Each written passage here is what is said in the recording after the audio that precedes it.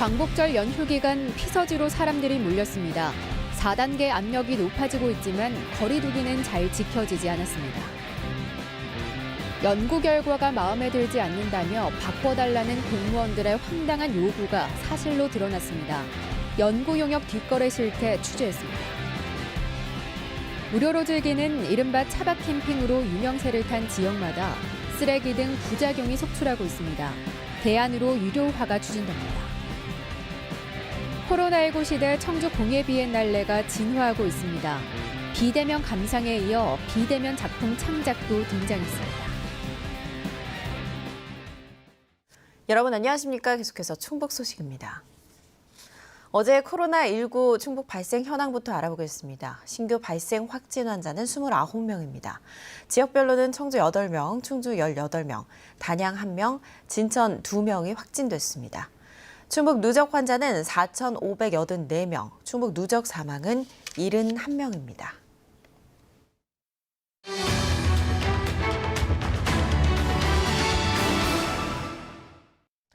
자치단체와 도교육청의 연구 용역 문제점 연속 보도해드리고 있습니다. 취재 과정에서 만난 연구자들은 자신들이 원하는 결과를 만들어달라는 발주기관 공무원들의 노골적인 요구를 받았다고 증언했는데요. 자치단체 입맛에 맞는 주문형 보고서가 연구 용역이라는 이름으로 지금도 어디에선가 만들어지고 있을지 모를 일입니다.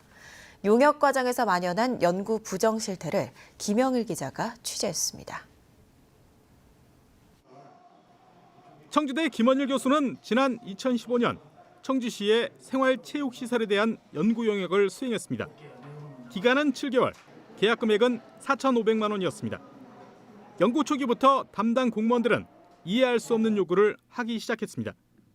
특정 부지가 좋은 평가를 받을 수 있도록 압박했습니다. 전부 다 내가 거절을 했습니다. 이거는 객관적인 과학적 방식으로 부지 선정을 해야 된다. 거기서 상당히 많이 갈등을 겪었고 힘들었죠. 어떤 공무원들은 원하는 결과를 대놓고 요구했습니다. 자치단체 평가 연구를 맡았던 다른 연구자는 공무원들이 원했던 결과가 나오지 않자 수정 요구에 시달렸습니다. 불이익을 주겠다는 사실상의 협박에 못 이겨 실제 연구 결과와 다른 보고서를 써야 했다고 털어놨습니다. 결과값이 안 나오게 되면은 불이익을 주겠다 이런 식으로 말씀하셔가지고 결과적으로는 원하는 값을 뽑기 위해서 가공된 데이터가 나오게끔 그렇게 만든 거죠. 한국연구재단의 조사 결과 연구 부정 의혹 건수는 지난해에만 391건으로 지난 2017년 이후 해마다 늘고 있지만 뚜렷한 대책도 없습니다.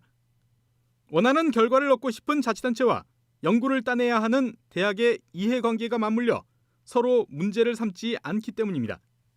해당 연구를 수행하는 연구기관이 선정을 하도록 되어 있기 때문에 대학에서 부정 판단을 할 거고요. 지자체 과제는 지자체의 소관이기 때문에 연구재단하고는 관계가 없습니다. 전국 4년제 대학이 정부와 자치단체에서 따내는 연구 용역은 꾸준히 늘고 있습니다. 지난해에만 47,600여 건, 돈으로 치면 5조 원이 넘었습니다. 발주기관과 수행기관이라는 먹이사슬 속에 만들어지는 연구 용역. 제대로 진행되고는 있는지 이제라도 꼼꼼히 따져봐야 할 것으로 보입니다. MBC 뉴스 김영일입니다. 지난 12일과 13일 청주시 청원구의 한 의료기관에서 발생한 화이자 백신 오접종은 의료진이 모더나 백신으로 착각해 발생한 것으로 드러났습니다. 청주청원보건소는 지난달 31일 입사한 신규 간호조무사가 화이자 백신을 희석하지 않은 채 해동된 원액을 예약자 10명에게 각각 1바이알 0.30cc 과다 투여한 것을 확인했다고 밝혔습니다. 화이자 백신을 접종할 때는 원액을 식염수와 섞는 희석 과정을 거쳐야 하지만 해당 간호조무사가 희석 과정을 거치지 않는 모더나 백신과 착각해 오접종한 것으로 확인됐습니다. 보건당국은 화이자 백신 과다 접종자 10명에 대해 이상 반응 여부를 하루 3차례씩 확인하고 있습니다. 충북의 백신 접종률이 목표치의 50%를 넘었습니다. 충북 방역당국에 따르면 어제 오후 4시 기준 1회 이상 백신을 접종한 사람은 74만 8,081명으로 접종 목표치의 55.3%를 차지했습니다. 이 가운데 32만여 명은 2차 접종까지 마쳤습니다. 또 75세 이상 인구의 98.2%와 노인시설 96.9%가 2차 접종까지 마쳤습니다. 백신 접종 이후 이상 반응으로 신고한 사람은 사망 35명을 포함해 3,463명에 이르는 것으로 파악됐습니다. 충북은 다음 달 말까지 전체 인구 70%인 135만 명 접종을 목표로 하고 있습니다. 광복절 연휴에 이동을 자제해달라는 방역당국의 권고가 있었지만 피서지마다 사람들이 몰렸습니다. 거리 두기를 잘 지키면 그나마 다행일 텐데 방역수칙이 지켜지지 않는 모습을 곳곳에서 볼 수 있었습니다. 김은초 기자입니다. 괴산의 한 계곡. 연휴 마지막 날에도 물놀이를 즐기러 온 사람이 많은 가운데 마스크를 쓰지 않은 모습이 곳곳에서 보입니다. 거리 두기도 충분히 이뤄지지 않는 상황. 물속에서도 마스크를 착용하고 2m 거리 두기를 유지하라는 현수막이 걸려 있지만 무용지물입니다. 물놀이 할 때는 못 쓰니까 나와서는 꼭 좀 씌우고 있거든요. 야외다 보니까 좀 불안한 거는 좀 있어요. 물가를 벗어나서도 방역 수칙이 지켜지지 않는 경우가 많습니다. 평상에서도 마스크를 벗고 있는 사람이 많고 평상 사이 거리도 가깝습니다. 사람들이 많고 짐을 냅두고서 물놀이를 하게 되면은 몇 명이서 왔는지도 모르는 상황이고 밥을 먹을 때는 또 마스크를 내리고 먹어야 되는 상황이라서 물놀이 하면서 퍼지는 게 되지 않았을까. 5인 이상 사적 모임 금지 조처를 어기고 일행 대여섯 명이 한 평상에 모여 있기도 합니다. 식당 주인은 기본 방역 수칙을 안내한다는 입장이지만 나머지 상황은 손님들에게 맡기고 있었습니다. 자기들 눈치 같은데 이제 물에 가고 잠깐만 같이 있다가 우리는 얘기를 해주세요. 알아서 수칙을 지켜라. 그 소리 알아서 지켜라. 그것도 없잖아요. 지난 12일 영동에서는 고등학생 8명이 함께 물놀이를 다녀온 뒤 확진 판정을 받아 야외라고 해서 방심할 수만은 없는 상황입니다. 방역당국은 이번 광복절 연휴가 코로나 확산의 중대 고비가 되진 않을지 신경을 곤두세우고 있습니다. MBC 뉴스 김은초입니다.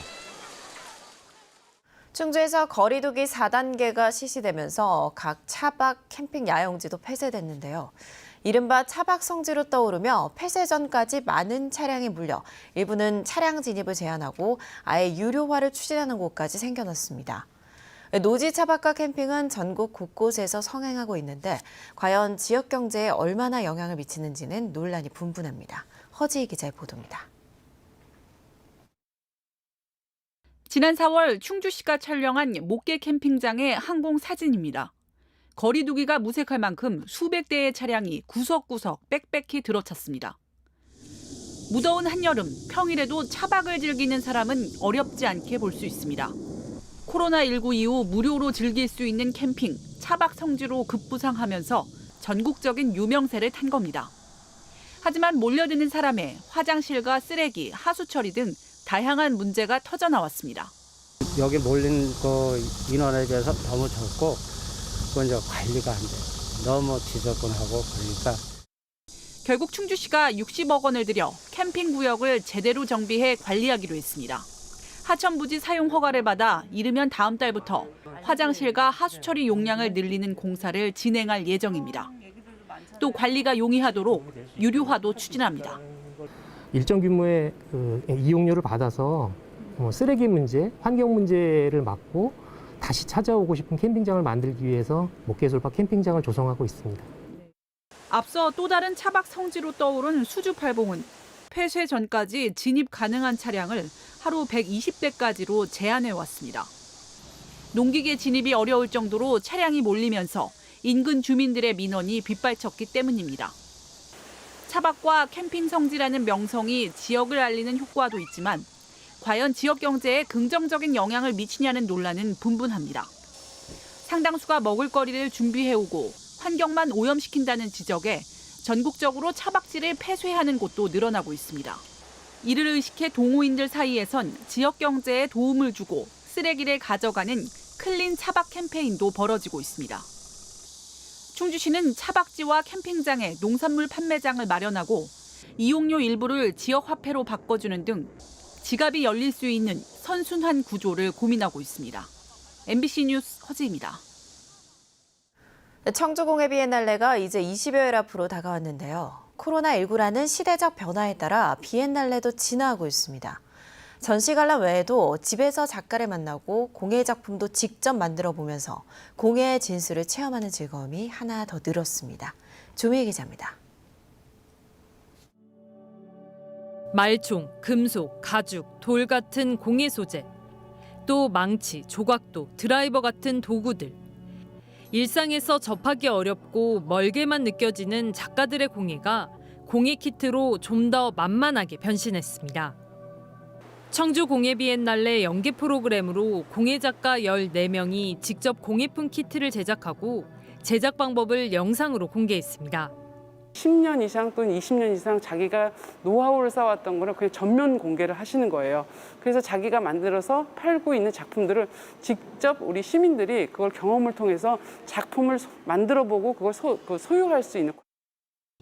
해당 키트를 사전 구매한 뒤 비엔날레 기간에 맞춰 재료를 받아 집에서 직접 만들어 보면서 공예 작가가 돼보는 것입니다. 이렇게 재료가 준비돼 있는데요.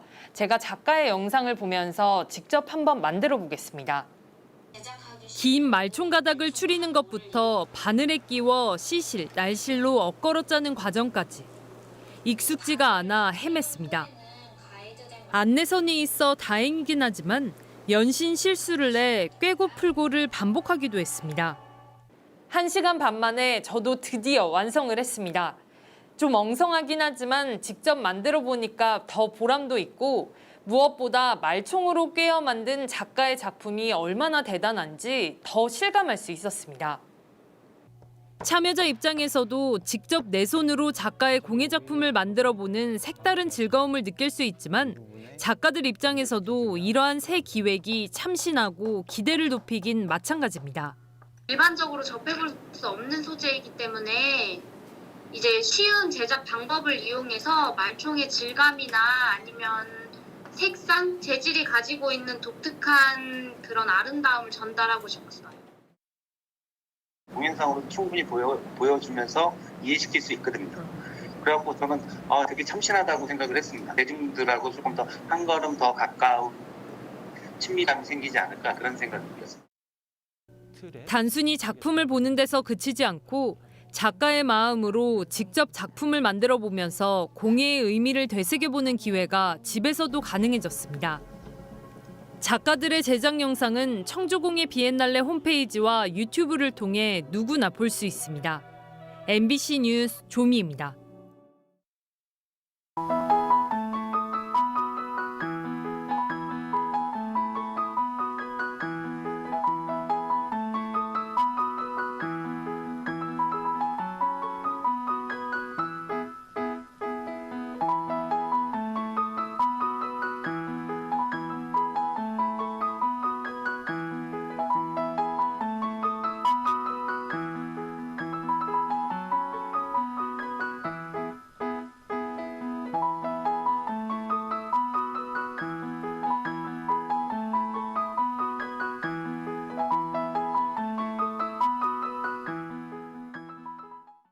다둥이 엄마에게 20년간 지원하기로 했던 연금보험을 3년 만에 중단한 보훈군의 결정이 행정심판대에 올랐습니다. 보훈군은 지난 2018년부터 셋째 이상의 아이를 낳은 다둥이 엄마에게 월 10만 원씩 20년간 연금보험료를 지원하는 시책을 추진했습니다.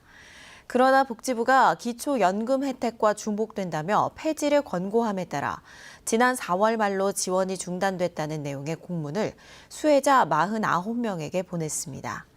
이 같은 결정을 통보받은 연금 수혜자들이 충청북도의 보훈군을 상대로 연금보험금 지급 이행 행정심판을 청구함에 따라 보훈군의 지급 중단 결정이 적절했는지 여부가 다시 한번 판단을 받게 됐습니다.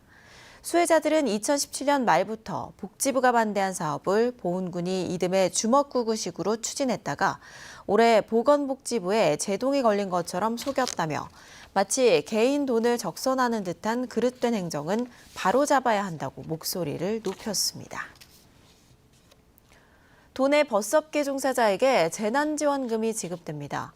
지급 대상은 지난 13일 기준 2개월 이상 근무 중인 시내버스와 시외, 고속버스 운수 종사자 1000여 명과 전세버스 운수 종사자 1,800여 명 등 모두 2,800여 명입니다. 단 공영제와 준공영제 노선버스 종사자는 제외됩니다. 대상자들은 코로나19로 소득이 감소한 경우 1인당 80만 원의 재난지원금을 받을 수 있습니다. 시외 보속버스 운수 종사자는 오는 23일부터 다음 달 3일까지 충북도청에 재난지원금을 신청하고 시내와 농어촌 버스, 전세버스 운수 종사자는 소재지 시군에 신청해야 합니다. 음성 글로벌 선진중학교 축구부가 제58회 청룡기 전국 중학교 축구대회에서 우승을 차지했습니다. 글로벌 선진중은 경남 고성에서 열린 결승전에서 경북 안동중을 만나 2대1로 누르고 정상에 올랐습니다. 대회에서 총 7골을 넣은 3학년 정찬양은 최우수 선수상과 득점상을 휩쓸었고 김성일 감독은 최우수 지도자상을 수상했습니다. 청주시가 지역화폐인 청주페이를 2,800억 원 추가 발행합니다. 청주시는 당초 1,200억 원을 발행할 계획이었지만 지역경제 활성화를 위해 2,800억 원 더 늘려 총 4천억 원을 발행할 계획입니다. 인센티브는 충전 금액의 10%를 넣어주는 방식으로 지급되며 1인당 월 최대 5만 원, 연간 50만 원까지 지급됩니다.